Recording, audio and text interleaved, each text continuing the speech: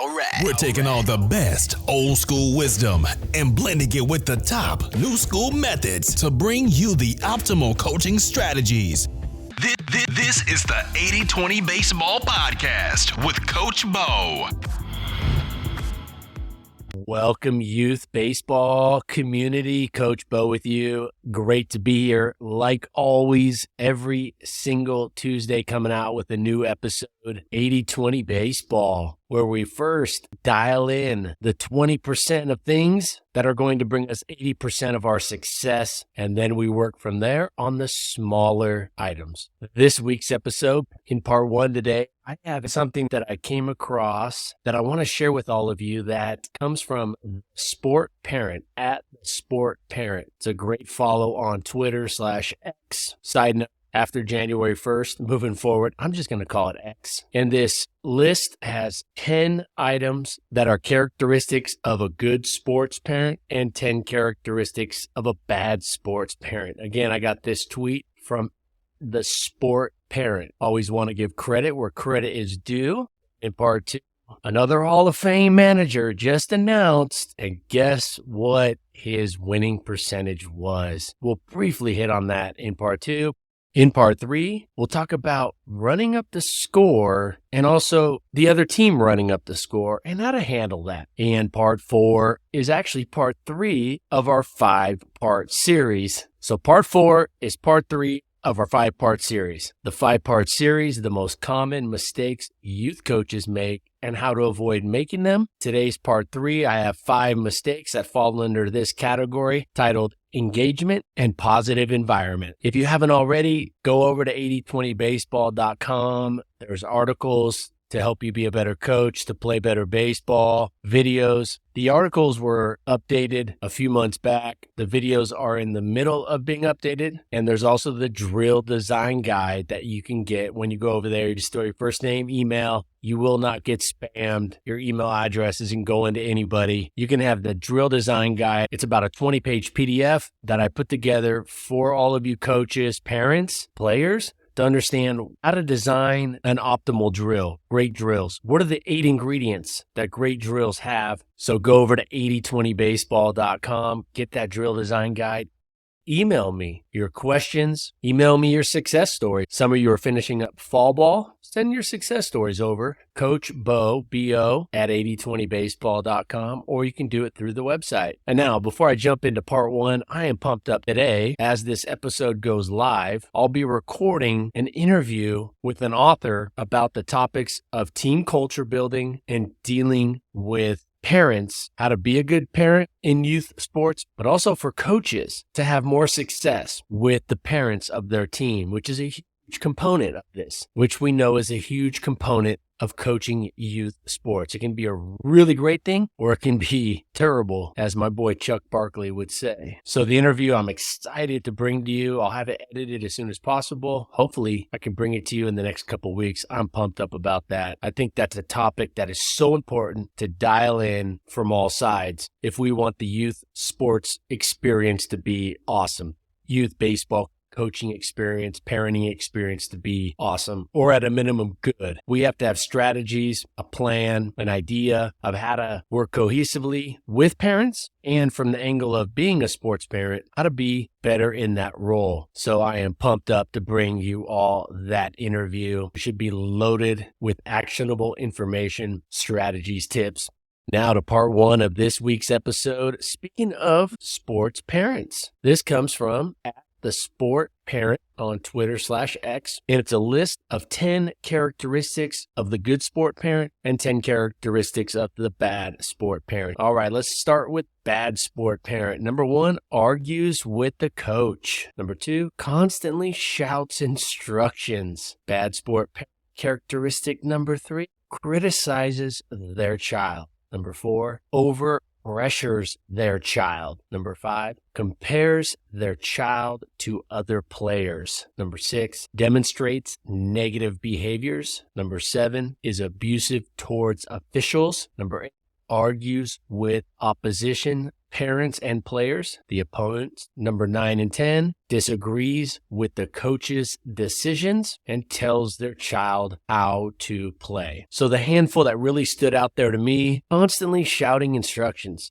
Not a good characteristic of the sport parent. Another bad sport parent characteristic, criticizing our kids, overpressuring our kid, comparing our kid to other players, disrespecting umpires, saying anything disrespectful to the opponents, whether that's the players or their parents, and undermining the coach. So those are characteristics of the bad sport parent. Let's check out some characteristics of the good sport parent. Number 1, supports the coach. Number 2, lets their child make decisions. Number 3, encourages their kid. Number 4, lets their kid have fun. Number 5, praises their kid and cheers for everyone. Number 6, is a role model. Number 7, respects the umpires. Number 8, respects the opponent, the opposition, parents and players. Number 9, supports the coach's decisions, i.e. doesn't undermine the coach. And 10, gives their child autonomy. In other words, don't be over controlling. I thought this was a nice clear-cut list. While it doesn't dive into the specifics, it's a good reminder of what to do and what not to do to be a good sport parent. All right, part 2, Jim Leyland. Jim Leyland was a very well-known manager for many years. Now, Jim Leyland was just elected to the Hall of Fame. He was just elected to the Baseball Hall of Fame. Cooperstown, the highest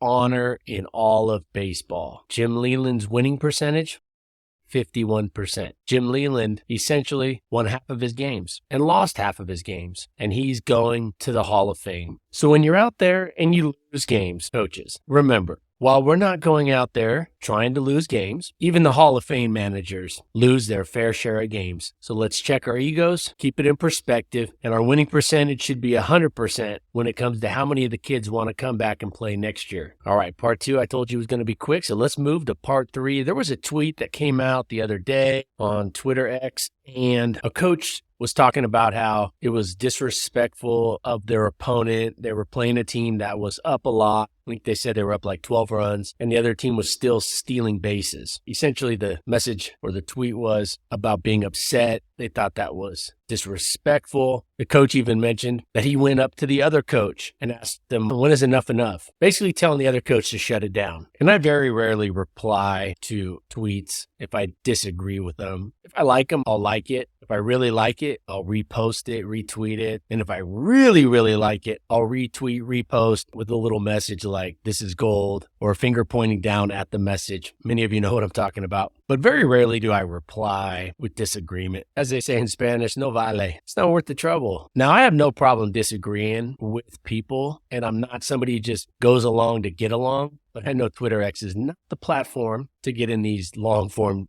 disagreements. But I did respond to this coach, and I said, hey, coach, I too used to get super upset. I too used to get upset. In fact, very upset. When I first started coaching, when I was a young coach, I would get upset. In some cases, very upset at opponents for running up the score. They were already blowing us out, and they kept trying to tack on more. But about halfway through my coaching career, I did a 180, and this is what I tweeted back. I said, I did a 180, and now instead of focusing on the other team and trying to talk them into taking it easy on us, to slow down, to hit the brakes, have some pity on us, now what I do is focus on our players and how as a team we can stop that. So there's a couple things here. If somebody tells me that's just not how you play the game, where does it say that? Is that in the rule book that the other team can't keep scoring runs? It's not against the rules. I also think, and this was the final part of that comment that I reposted, I said, only thing that sucks more than losing big or getting blown out, only thing that's worse than that is getting blown out, getting boat raced, getting rolled by a ton of runs while knowing the other team is taking it easy on us and showing pity towards us. The only thing worse than getting blown out is getting blown out knowing the other team is taking it easy on us. Not only that,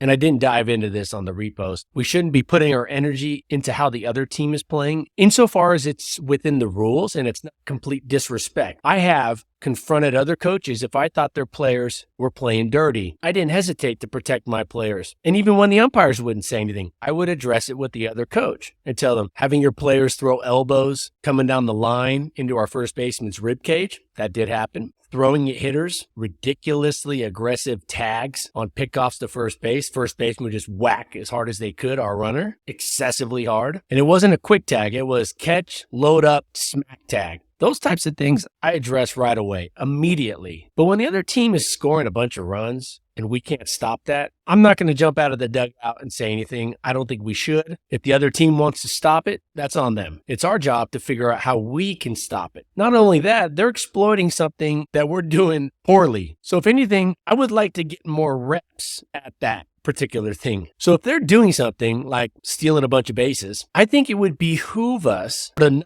tell them to hit the brakes, because then we're just going to get a lot more reps, especially if we're getting blown out. That game's done. We're down by 12, whatever. Might as well get some reps on that specific play in this game rather than trying to figure it out in the next game when it's actually a close game. Essentially, the other team is saying, hey, you have this flaw. You can't stop this, and we're going to keep doing it. And now as the coach, I'm looking at it like, cool, keep giving us more reps at that because we need to obviously get better at that. And if we can get better at it right now, then the next game we'll be better at handling that. Or at least we'll get the reps. All right. Now here is the deal sealer for me. This is the thing that puts it over the top. When life comes at our players, when they're older, when our kids grow up and life comes at them hard, do we want them to ask life to take it easy on them? Or do we want our players to step up and take life head on? Let's say, for example, in a few years, you have a player that gets diagnosed with type 1 diabetes, like I have. Is that player going to be able to tell the type 1 diabetes, that crazy difficult disease, to just take it easy? You're going to say, hey, diabetes, take it easy on me. You're already up. No, the diabetes doesn't care. We have to step up. If one of our kids, unfortunately, has something happen to them, like a car accident when they're older, are they going to sit there and plead, say, life, take it easy on me, show me pity? That's not going to work. That's not the way to go after it. If our response in life to things is to ask or hope that the other side can dial it down, that life can take it easy on us, if that's our answer, if that's our response, if that's our strategy, I think that sets us up for a lot of struggle and problems. So the message that we're sending our players when they see us go and ask the other coach to take it easy, or worse, when we bring it up to our team about, hey, that other team wasn't playing the game the right way. They were scoring a lot of runs on us. They should have stopped. They should have taken it easy. Life's not going to take it easy on our players. Life's not going to take it easy on our kids. They're not going to be able to reach over and turn the dial of easy and hard, turn it down. They're not going to be able to talk the type 1 diabetes into taking it easy on them, or the cancer, or the car accident, or the bad weather, or if they get laid off from a job. So my message here, on top of all the other things I stated previously about why I disagree with this approach when getting blown out or getting boat raced, losing by a lot, why I disagree with the approach of asking or telling the other team to take it easy, or getting upset with the other coach for not taking it easy on us. Not only do I disagree with it in terms of baseball and getting better at those things that we need to get better at between the chalk lines, I think it sends a terrible message to our players, typically without even knowing that we're doing this, realizing that we're doing this. We're sending the message to our players that when things are going bad, our first response should be to look outward, fix the opponent, fix the other thing, ask for pity, rather than saying, all right, what do we need to do to step up? What can we do better? How can we be better prepared for this? So instead of raising ourselves up, we want to lower down the opponent. We want to lower down the challenge. We want to decrease the challenge. We want it to take it easy on us. So I'll sum it up by saying this. I've thought this through for 20 years. I've done a 180 on my approach. In fact, I remember coaching a game, must have been about 2008, so about 15 years ago. I was on the sidelines at Compton High School. Yeah, that Compton. I was on the sideline coaching against Compton High football, and they were scoring a lot of points. And they ran a form of the wing tee, had a lot of success with it. Our guys were tackling the 3 ball carriers without the ball, not the one with it. And when we were down 50, Compton High, who at the time and for many years ran the wing tee, very rarely passed it, was dropping back in the fourth quarter up 50, throwing some bombs. And I was a third of the way out on the field yelling at their whole coaching staff. And I look back now and I think, wow, One, it's embarrassing. Two, I look back now and I shake my head, go, not only should I have not said anything to them during the game, I should have waited till after the game if I was going to say something. And I did say something after the game to their head coach, who's a good guy. I have a lot of respect for what he was doing. Coach Brian, who was the coach at the time, I had a lot of respect for him. I thought he was doing an amazing job. But looking back now, I wouldn't say anything to them. I wouldn't focus on them. I would have turned it and said, what do we need to do better? I would have been coaching up our linemen, our linebackers, our DBs better than we were. So I laid out a case why we should not worry about the other team scoring a bunch of runs, insofar as they're not breaking the rules. But wait, there's more. A fairly universal message is we're not coaching to the score. We're not focusing on the score. We're not prioritizing the score. We're not focused on the scoreboard. We're working the process. We're playing it one pitch at a time. Well, let me ask you coaches that still may not be convinced as to why the way I'm sharing it out and how I do it now, how I handle it now. And a lot of coaches do it this way too. It's not just me. But why I think it's the best way to handle this situation. Let me ask you this. When we tell the other team or when we get upset at their coach for continuing to score runs, for continuing to pad the score, are we not coaching to the score? Are we not focusing on the score? Are we not prioritizing score? Of course we are. So how can we be coaches that say we don't emphasize the score, we're not coaching to the score, we're not coaching to the scoreboard, we don't prioritize the score, and they get so upset about something that specifically has to do with the score?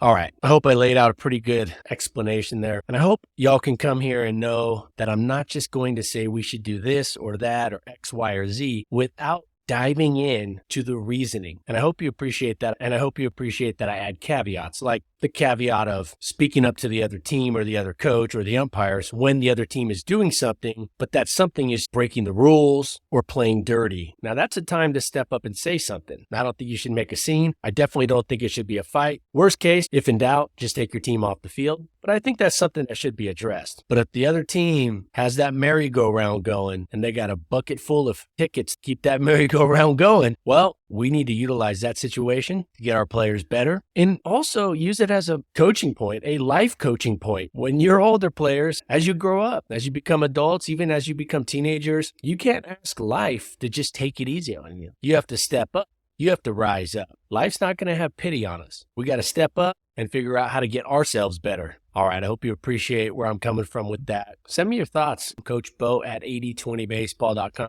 And now we're going to dive into part 3 of our 5-part series, the most common mistakes youth coaches make and how to avoid making them. Part 3 is titled Engagement and Positive Environment. These are kind of general terms, but I wanted to put a title to each of these parts. Number 1, practices are slow and boring. One of the top reasons players quit playing baseball. Practices are just slow. Practices are slow. The games are what the games are. You can always talk to your league about trying to speed those up, those transitions, things like that. How many visits to the mound, how many times a coach can call timeout from the third base box, go talk to his hitter. But something that's completely within our control is how active our players are at practice. It helps keep kids focused and learning. Now, something that gets misunderstood, I think, is that fun is kids goofing around, silly, laughing, joking. That's a fun practice. That's what many coaches perceive fun practice to look like, is kids are joking, laughing, smiling, goofing around. That's not necessarily fun, and in some ways it's fun at all. The best thing we can do to make our practice more fun, a lot of quality reps, a lot of reps. Moving. And then, of course, praise, an environment where kids are okay and feel okay to fail. Sure, those are definitely a part of it. But speeding up practice will increase the fun factor for sure, or the level of fun, or at least the level of enjoyment. It's not always going to be fun, but it can be enjoyable or more enjoyable. So keep players active. Number 2, overlooking fitness. So not prioritizing athleticism, overlooking and not prioritizing some strength and balancing, agility. When players get older, a post-practice or a post-pitching or a post-game routine, stretching the arm, etc. So overlooking fitness, mistake number 2. Number 3, not making it fun. Above all, players should have fun and enjoy baseball. Coaches set the tone with energy, fast-paced practices, and building an environment where teammates support and lift up one another. Number 4, dwelling on mistakes. Coaches should definitely not harp on errors. We as coaches shouldn't address every physical mistake. In fact, if you're addressing more than half of the physical mistakes that happen in practice, in my opinion, you're addressing it too much, and keep corrections brief and positive. Try to do them as subtle as possible when you can, and stay in the moment. Don't live in the past too much. Have a growth mindset with our players, learning from failure, and then going forward with it. And number 5 of this week's most common mistakes series, not making drills competitive. Adding competitions and challenges will increase the fun and engagement and excitement of drills. It doesn't just have to be players versus players or teammates versus teammates. It can be the team versus the stopwatch. My favorite piece of technology in youth baseball is the stopwatch. If you go out with a stopwatch, practice plan, and a pencil, you have the coaching equipment you need to be successful. Now, I'm not talking about team equipment.